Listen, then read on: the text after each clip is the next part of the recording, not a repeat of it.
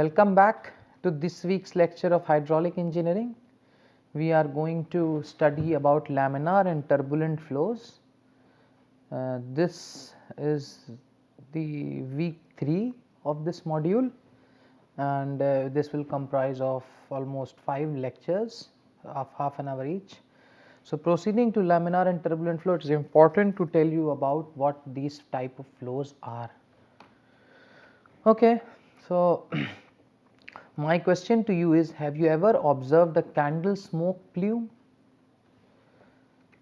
If you have observed, you would note that when the smoke plume above the candle flame, there will be a smooth part and there will be a rough part of the smoke. So, this part actually indicates this laminar flow, and this is the one that is turbulent flow. We will go into more detail about what laminar and turbulent flow is now. As I said, what you are going to observe is that smoke actually rises smoothly for initial few centimeters, and then without further going upwards, maybe just a little bit upward, after going that, the plume starts fluctuating randomly in all direction, or in other words, the flow becomes turbulent.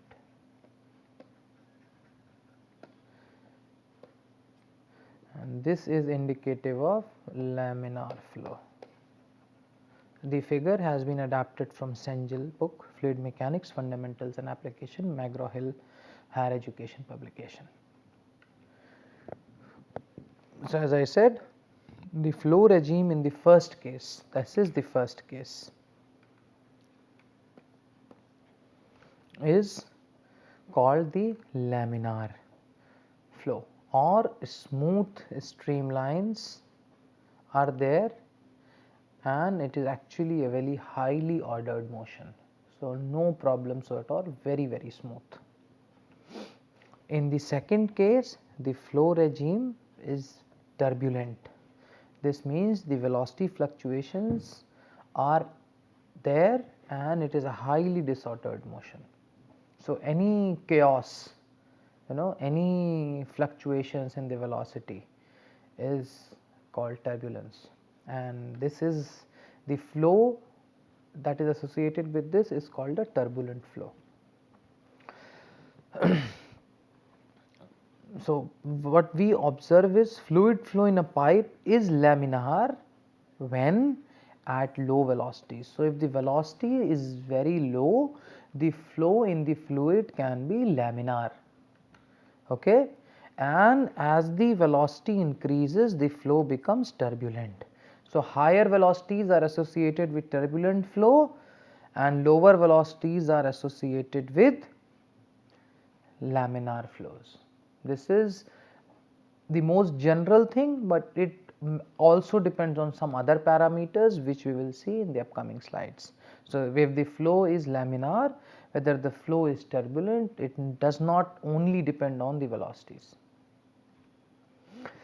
What happens in nature? Practically most of the flows in the nature are turbulent. Most of the flow, we rarely find a laminar flow.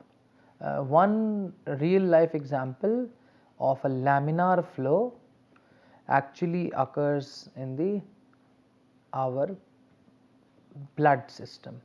So, in the veins and in the arteries, the flow can be laminar. Actually, it is laminar. We will tell you the reasons why later. Laminar flow can also occur when a highly viscous fluid such as oil flow through a narrow pipe or passages. So, if you pay attention to what I have said just now, just before that, why the flow in the blood is laminar, you can actually understand. So, this could be the narrow pipes. We will see numerically also why soon, why the flow in the blood is laminar. Now, the factor on which the flow regime. Flow regime means whether it's laminar or turbulent, depends on the Reynolds number Re. What is this Reynolds number? Reynolds number is a dimensionless number which is the ratio of the inertial forces divided by the viscous forces. So it's the ratio of inertial forces to viscous forces or inertial forces by viscous forces. Mathematically it is given as V average multiplied by D divided by nu. So this has something to do with viscosity, okay, that is why viscous forces you see, and this has something to do with inertia. This Reynolds equation for Reynolds number is one of the most important thing in this course. You will encounter the Reynolds number more than you can imagine in this course. So I would recommend that you remember this Reynolds number as inertial forces by viscous forces. Here V average is the average flow velocity in meters per second. D is the characteristic length of the geometry. It can be anything, okay, it could be the diameter, it could be the length, and nu is the kinematic viscosity of the fluid. This can vary from problem to problem or geometry to geometry. For example, if you consider sand grain, it can be nothing other than the sand diameter, right? If you consider a pipe, it cannot be anything else other than the pipe diameter, for example. Okay, so Reynolds number is very important. You have to note that again. So velocity into characteristic length by viscosity. Okay. For example, for flow through pipes, if the Reynolds number is less than 2300, we consider the flow as laminar flow. Important to remember. So if you are given the pipe diameter, the flow velocity, you can easily tell if the flow is laminar or turbulent. What you can do is you can calculate Reynolds number as Vd by nu. This is known, this is told, and D is also told. So you can calculate Reynolds number. For Reynolds number between 2300 and 4000, the flow is transitional. So there is one other category of flow apart from laminar and turbulent called transitional flow, which means that the laminar regime has just ended and the fully turbulent regime has not yet started. So some of the flow could be laminar, the flow could have still some laminar properties and some turbulent. But when the Reynolds number goes over and above 4000 for pipe flow, the flow becomes fully turbulent. This is a guideline. So remembering all these three values is not a bad idea. If you also, some books will say 2100 as well, but the idea is it should be around 2000 laminar flow. So around 2000, 22, 2300 is the value recommended by many books. All these velocities, all these velocity measurements and Reynolds number measurement is experimental in nature. Okay. So now laminar flow in circular pipes. So after telling you the basics of how to define how to define and find what laminar and turbulent flow is, we are going to see some of the properties of laminar flow in circular pipes. So for deriving anything, there are certain assumptions first that we have to take. We have to assume steady flow. What does this assumption of steady flow mean? That the situation or the condition is not dependent on time. Second assumption is it is laminar flow. This means the Reynolds number is fairly less than 2300, as we have seen in the last slide, and the flow is incompressible, which means density is constant. The density does not changes either in space or with time. And we also have to assume the flow is fully developed. That means there is no intermittent phenomenon that is happening. A flow has happened over a long period of time, and then we are going to calculate the properties. Okay, because when the flow starts, the situation, it's actually first thing that will happen is it being non-steady. It will change the function after flow is fully developed. The flow has happened over a long period of time, and then the flow becomes fully developed. It has occupied the entire pipe, for example. So it is fully developed. Fully developed has something to do with the boundary layer phenomenon. That's why I have not mentioned it before, but we will see it in the next week. Now, after going through the assumptions, we will consider a coaxial ring shaped fluid element of radius r, whose thickness is dr and length is dx, and the flow is from left to right. As I said, the best way to describe a problem is to draw it. So what we have assumed is, we have assumed a coaxial ring shaped fluid element of radius r. Okay. So this is the flow, this is the profile, and we have assumed this fluid element which having thickness dr and length dx, and the flow is happening from left to right in this direction. Okay. So we have kept this figure for the forces in the right hand side. So if you see, there will be pressure forces acting Px from the left, Px plus P at pressure force at x plus dx from the right, and then there will be shear forces acting here in this direction, and there will be shear forces acting at Tr plus Dr.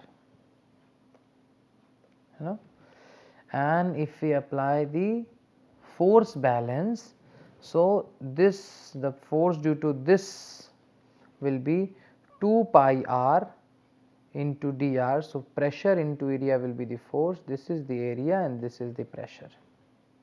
Okay. At x minus 2 pi r dr, this is again the area, multiplied by p at x plus dx. Okay. Now there is one force acting in this direction which is positive in sign, and there is another force acting in the negative direction. So that is what we have done. So again this is a shear force.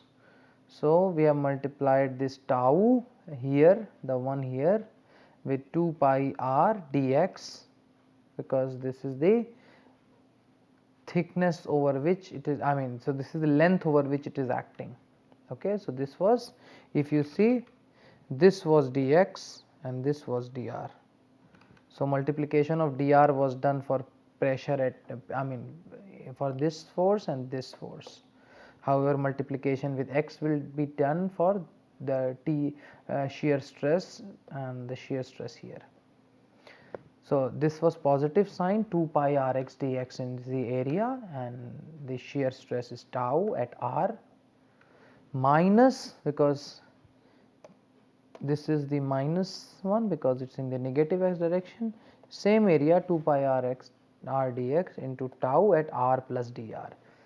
So this denotes where this force is. It is at x, this is at x plus dx, this is at r, and this is at r plus dr. Okay. Location.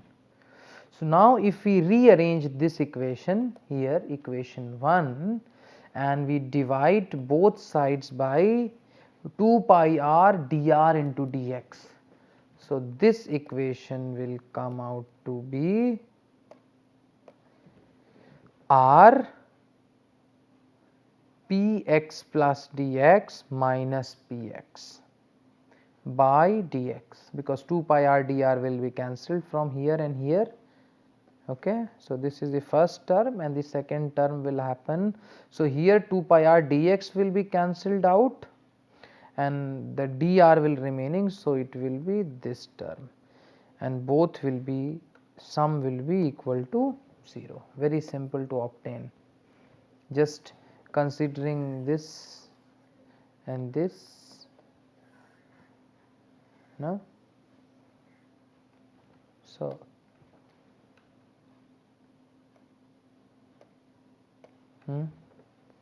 so this is another equation that we call equation number 2.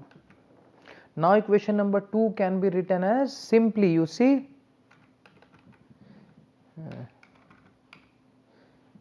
so this is pressure at x plus dx minus px by dx, so it can be written as dpdx, and this can be written as d r into tau dr. So this is the differential form of the equation.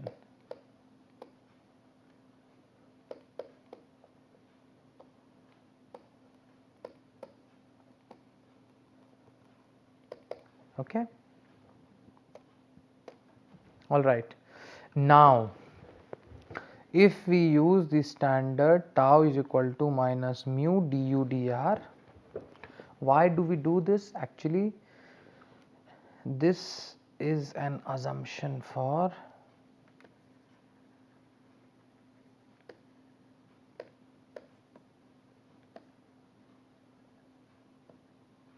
laminar flow.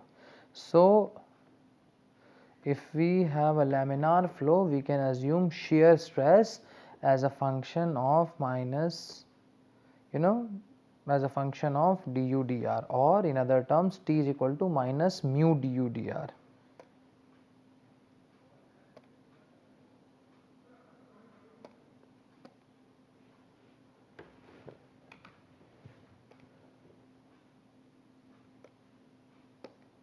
Okay. So minus mu du dr, this is laminar flow.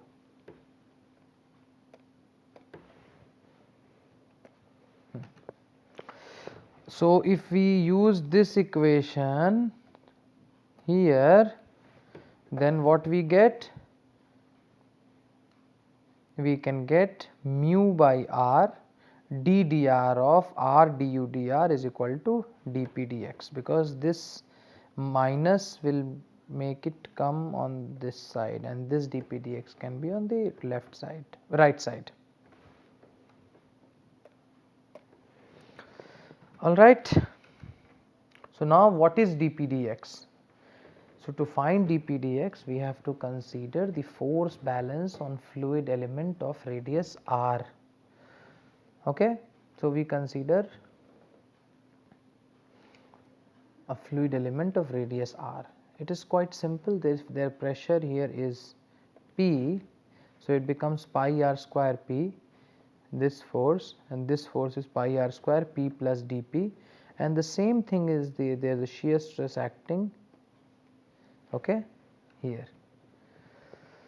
So this is the TW. So almost the same type of equation is there, pi r square P minus pi r square P plus dP, force balance, minus 2 pi r dx tau w. So this is the wall. Okay. So what we get is, if you see the equation that we get here is dP by dx is equal to minus 2 tau w by r, which is a constant. Okay. So if we integrate this equation, equation 4, so this is the equation 4, after obtaining this result here, what we are going to get, if we integrate this, we will get u as a function of r is r square by 4 mu, because dpdx was constant, dpdx plus c1 ln r plus c1 plus c2. This is an important equation. Okay. All right. So now we will talk about some boundary conditions. Boundary conditions are something that we use to determine the constants of these equations. So one of the boundary condition is that we had actually used in the derivation of dpdx, that u is equal to 0 at when radius is equal to capital R. This is called no slip condition at pipe wall, because pipe wall is at rest, so the fluid element adjacent to the wall will also be at rest. So u at r is equal to small r is equal to capital R is 0. Another thing, we will have the u prime at r is equal to 0, or at the center line it is going to be 0, that is symmetry about the center line. Okay. So if we utilize the above boundary conditions, equation 5 will take the following form. So our C1 and C2 will be eliminated, and we will have u as a function of r will be given as minus r square by 4u multiplied by dpdx whole multiplied by 1 minus small r square by capital R square. Okay. And this is velocity profile which is parabolic in nature. This is important to note. You see, this part here is parabolic. So this now you can recollect and see why we started with this particular profile, because in reality on derivation you will find this profile which is parabolic in nature. So u as a function of r, if you find out, if you put small r is equal to capital R at boundary, just check u r, so is going to be 0. This is satisfied, but actually we use this assumption to derive, so we should not say that this is actually a check of the equation, because of course it is going to be that, because that was the boundary condition. Okay. Now what will be the average velocity, maximum velocity, and the discharge in this type of flow? So the average velocity will be integration of velocity with a small area divided by entire area. This is the definition of average velocity, and if you put ur as what we have obtained from the last slide, and if you assume that small element, its area will be 2 pi r dr, right? Correct. So if you put ur is equal to this,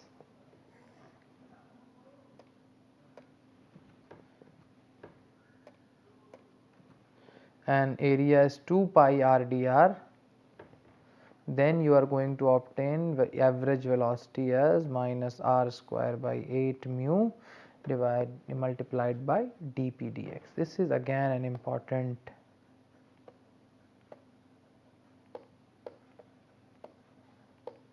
So these are some of the top things that you get in GATE as well. GATE. So now we have obtained the average velocity. So if you see the velocity profile, parabolic profile, you can easily actually see the maximum velocity,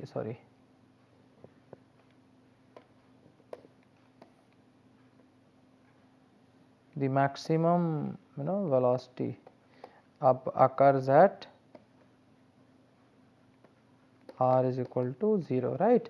So if we put r is equal to 0 in the equation from the last slide, that is equation 6, u max will be minus r square by 4 mu dpdx, okay.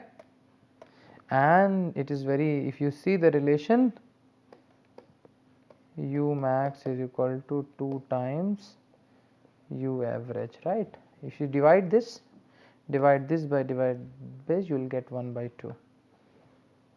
So you see, so this is the v average here and this is the u or v, whatever you want to say, okay, or u max is equal to 2 v average. And simply the total discharge is going to be v average into a, that is minus pi. So v average we already know, right, and you multiply the area, so you will get, so it is r square already, right, and then what do you multiply with? Pi r square, and this is the q that you are going to get. All right. So now we are going to see the first problem from the laminar flow. So the problem is, there is a liquid X which is flowing through a 4 centimeter diameter horizontal and a circular pipe at 40 degree centigrade. This is what we have done before, okay. The flow velocity at the center line of the pipe is measured to be 6 centimeter. So basically what this says, we have measured the center line velocity of the pipe, okay. We have to determine the flow velocity profile. The density and the dynamic viscosity of the liquid X at 40 degree centigrade are, so they are telling us the density is this one, 1252 kilogram per meter cube, and dynamic viscosity is 0.3073 Pascal second. So they have told us certain piece of information and we have to solve this problem. So how do we do that? Now what I am going to do is, I am going to use the white screen for that, and the best way is, first we have to write what are the things that are given.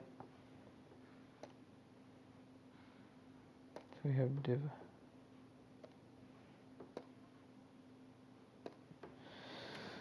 so we have to write the things that are given. So we are given that diameter is equal to 4 centimeter, which is 4 into 10 to the power minus 2 meters. Therefore the radius is going to be d by 2, or simply 2 into 10 to the power minus 2 meter. We are also given the center line velocity, which is, we have seen in our derivation as u max, that is 6 meters per second. We are also told that density is 1252 kilogram per meter cube, and also the kinematic viscosity in SI unit is 3073 Pascal second. So what was the first thing that we did? We wrote down everything that is given, okay. This is the very good practice. So this is for an assumption that the flow is laminar. So we say let the flow is laminar, okay. Therefore V average is going to be u max by 2, and that is 6 by 2 is equal to 3 meters per second. All right. So now we have assumed that the flow is laminar. We have to check also. Therefore first we have to check the Reynolds number. We say Reynolds number is rho V average, okay, this is one term, multiplied by D by mu, okay, because in the definition that we saw it was nu, and nu is mu by rho, so rho goes up, so it is 1252 into 3 into 4 into 10 to the power minus 2 divided by 0.3073, and that comes almost 489. So Reynolds number is without dimension, that is very 489, which implies that this is laminar flow, and therefore our assumption of laminar flow is correct, okay. So we will go to another page.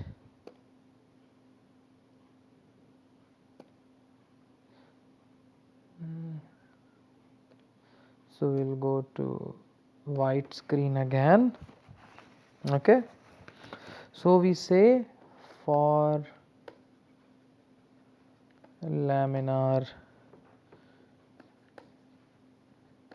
flow in circular pipes, u of r is written as very 4r by r square by mu DPdx. This was the formula that we derived already, okay, and we know many values, so we can simply write minus r, we already know 2 into 10 to the power minus 2 divided by 4 into 0.3073, DPdx we don't know, okay, into 1 minus r square, capital R we know, 2 into 10 to the power minus 2 whole square, right, okay. So so this is the profile that we are able to find. If we want to simplify it further, we can simply write u of r as minus 1 by 3073 dpdx into 1 minus r square 4 into 10 to the power minus 4, okay. So we have derived u as a function of r. Dpdx is something that we do not know, I mean, or if we know this, then our problem will be solved, okay. So I'll just go to the screen, unwhite screen, okay, and this is what was asked: determine the flow velocity profile, okay. So now I think we will start with another problem in our next lecture. So I'll just showing you the problem, I am not going to repeat it, this question, because we will start our next lecture with this particular problem. So thank you for watching, and we resume in the upcoming lecture. Thank you so much.